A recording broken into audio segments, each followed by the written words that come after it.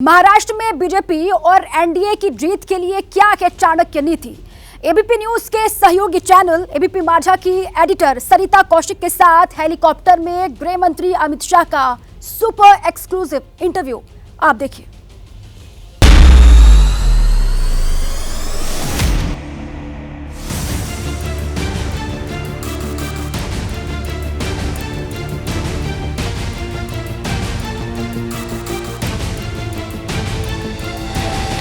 अमित जी, आपका स्वागत है। आप महाराष्ट्र में हैं और क्या लग रहा है आपको, देश का मिजाज क्या कह रहा है?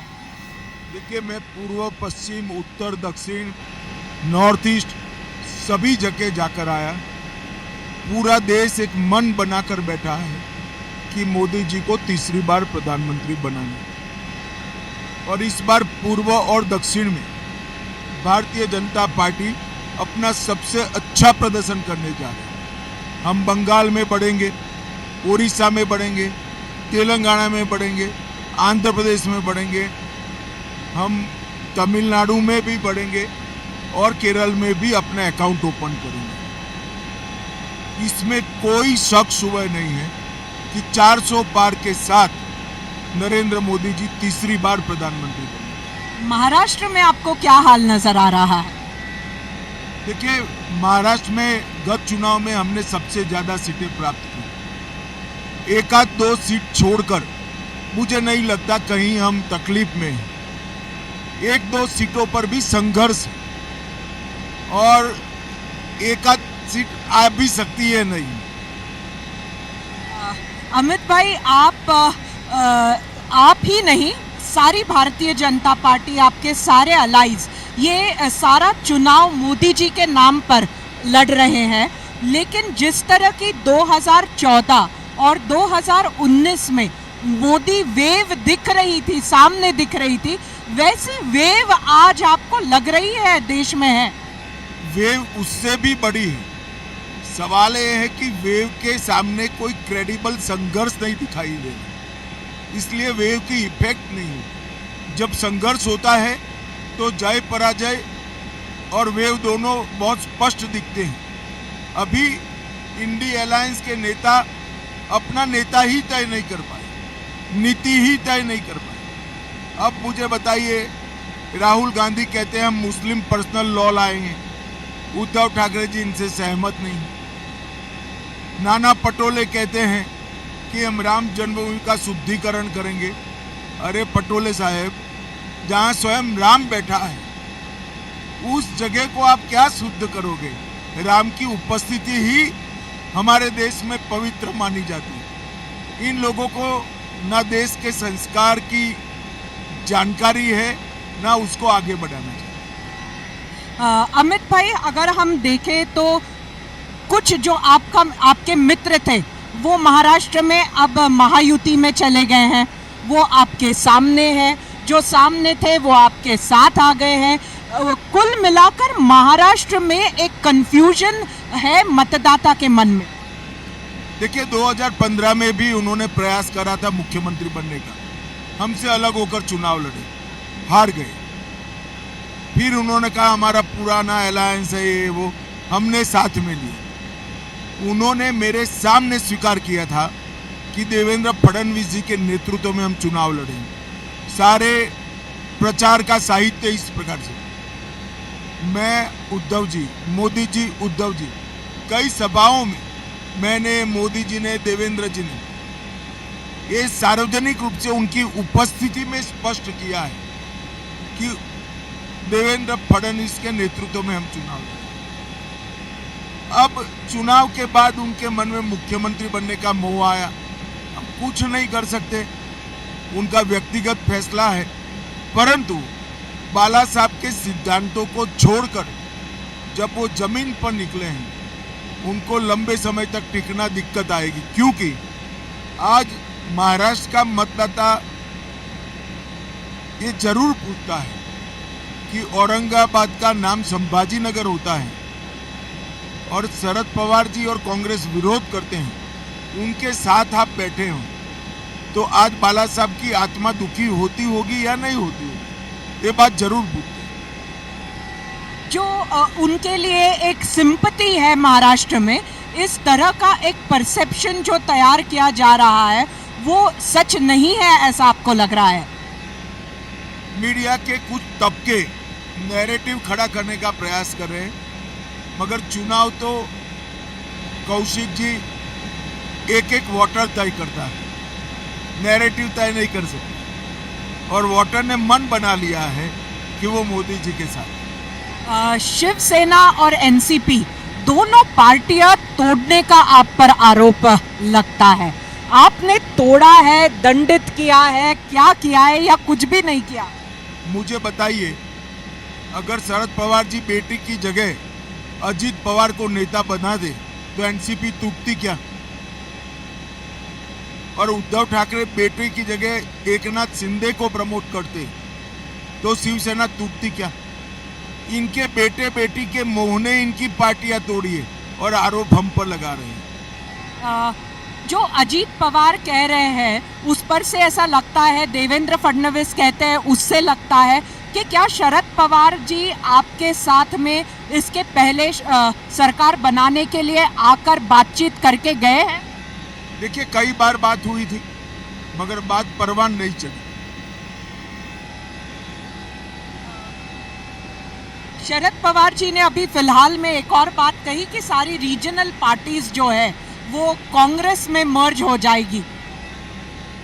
वो जानते हैं कि सुप्रिया सुले जी पार्टी को बहुत समय आगे नहीं ले जा सकती, इसलिए वो भूमिका बना रहे। राम मंदिर एक बहुत बड़ा मुद्दा रहा है भाजपा के लिए और मंदिर की प्राण प्रतिष्ठा भी हुई, लेकिन मंदिर का मुद्दा लोगों को लगा था कि आप राम की बात जरूर कर रहे हैं, लेकिन मंदिर का मुद्दा कहीं चुनाव में पीछे पड़ गया, ऐसा लग रहा है? देखिए, सिर्फ मंदिर का मुद्दा नहीं है। अब नाना पटोले जी मंदिर के शुद्धिकरण की बात करते हैं, राहुल बाबा, उद्धव जी और शरद पवार जी प्राण प्रतिष्ठा का बहिष्कार करते हैं। तो जनता को लगता है कि वोट बैंक की लालच में ये लोग राम को सम्मान देना नहीं चाहते, इसके कारण ये मुद्दा बना है।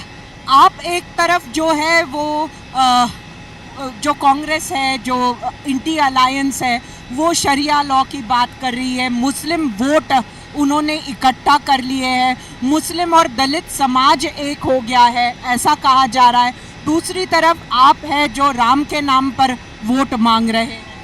हमने राम पे नाम पर वोट कभी नहीं मांगा। हमने स्मरण कराया कि हमारा एक वादा था, वो हमने पूरा किया। मोदी जी ने 60 करोड़ गरीबों के जीवन में एक नया विश्वास भरने का काम किया। गरीब को घर, घर में बिजली, घर में शौचालय, घर में नल से जल, 5 किलो अनाज फ्री ऑफ कॉस्ट, 5 लाख तक की सारी सुविधाएं फ्री, स्वास्थ्य की और गैस, ये सारी चीजें आज 60 करोड़ गरीबों को आजादी के 70 साल के बाद उपलब्ध हुई। जो अमेठी के हार के बाद में राहुल गांधी जी वायनाड चले गए, लेकिन इस बार फिर से रायबरेली आए हैं, ये कॉन्फिडेंस वापस कांग्रेस को आया। देखिए, अगर वो शुरू से घोषित करते कि मैं वायनाड और रायबरेली दोनों लड़ूंगा तो मैं इसको कॉन्फिडेंस मान सकता था। वायनाड का चुनाव समाप्त हुआ तब तक आपने गोपनीय रखा। जब सर्वे आने लगे पोस्ट पोल कि वहां गड़बड़ है, तो फिर तो रायबरेली मजबूरी है। एक कांग्रेस नेता है जो कह रहे हैं कि हमें पाकिस्तान से डरना चाहिए, उनके पास अनुभव है। मुझे तो मालूम नहीं पड़ता है कांग्रेस पार्टी को क्या हो गया। 130 करोड़ का देश, एटॉमिक पावर भारत, क्यों किसी से डरेगा? पाक ऑक्यूपाई कश्मीर हमारा है और वो हमेशा के लिए भारत का है। ये लोग एटम बॉम्ब के डर से पाक ऑक्यूपाई कश्मीर पर हमारी पोजीशन को कॉम्प्रोमाइज करने की बात करते हैं, उनको शर्म आनी चाहिए। एक और विवाद छिड़ा है केजरीवाल जी के आने के बाद से, बाहर जब से वो आए हैं। एक जो मुद्दा उन्होंने उठाया है वो है 75 साल की उम्र का, जिसका जवाब आप दे भी चुके हैं। लेकिन अब नेचुरल जो विरासत किसकी है मोदी जी के बाद में भाजपा की? आपका नाम उन्होंने, देखिए अभी 5 साल तक मोदी जी ही प्रधानमंत्री बनने वाले हैं और 29 के बाद भी हमारे चुनाव का नेतृत्व प्रधानमंत्री जी ही करें। तो केजरीवाल को खुश होने का कोई समाचार यहाँ से नहीं है। वो योगी जी को भी उन्होंने कुछ मशवरा दिया है। देखिए पहले उनको 1 तारीख को जेल में जाना है, अपनी पार्टी का नेता तय करना है, वो जरा जल्दी कर दे 1 तारीख के पे। हैदराबाद में आप क्या देखते हैं? बहुत ही तगड़ा कैंडिडेट आपने सामने दिया है माधवी लता के स्वरूप में, और किस तरह से उस चुनाव को आप देखते हैं? क्योंकि मुस्लिम वोट को एलिनेट बहुत ज़्यादा हद तक देश में करने की कोशिश। देखिए डॉक्टर माधवी ओवैसी जी को बहुत तगड़ा फाइट दे रही हैं और मुझे विश्वास है कि इस बार हैदराबाद की जनता परिवर्तन करेगी। आपको लोग चाणक्य कहते हैं बीजेपी का।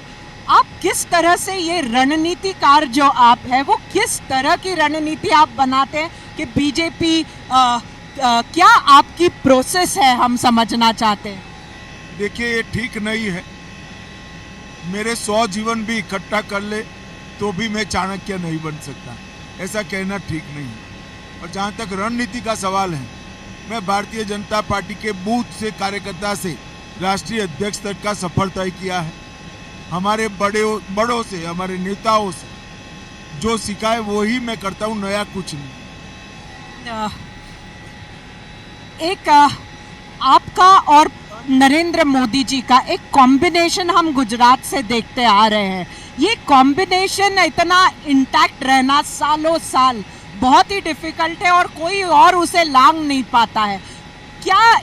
ये क्या रिश्ता है आपका? ये क्या कॉम्बिनेशन है? ये क्या केमिस्ट्री है? देखिए रिश्ता एक नेता और कार्यकर्ता का जो होता है वो ही मेरा और मोदी जी का है। मोदी जी मेरे नेता है, मैं उनके साथ काम करता हूँ, कार्यकर्ता हूँ, और पार्टी में सभी लोग बैठकर चुनाव हो या सरकार की नीतियाँ तय करनी, मोदी जी सबको पूरी लिबर्टी देते हैं। सब लोग बैठकर सोच विचार कर मोदी जी के सामने प्रस्तुत करते हैं, जिसको मोदी जी फाइनल शेप देते हैं। हम आपको लगातार चुनाव में देश के हर स्टेट में देखते हैं। एक सवाल आपसे पूछना चाहूँगी, थोड़ा पर्सनल है ऐसा मैं कहूँगी, आप जवाब देना चाहे तो दीजिए, लेकिन आप डिस्ट्रेस कैसे होते हैं? आम लोग जो है वो म्यूजिक सुनते हैं या कुछ आप परिवार के साथ, आप कैसे डिस्ट्रेस होते हैं? देखिए मेरे भी कई निजी शौक है, मगर जनता का इससे कोई सरोकार नहीं है, इसलिए मैं इसको सार्वजनिक नहीं करूंगा। परंतु अंततोगत्वा कोई भी राजनीतिक कार्यकर्ता या नेता भी मनुष्य होता है, तो मैं भी एक सामान्य मनुष्य। आपका बहुत बहुत धन्यवाद अमित जी, आपने हमसे बात की।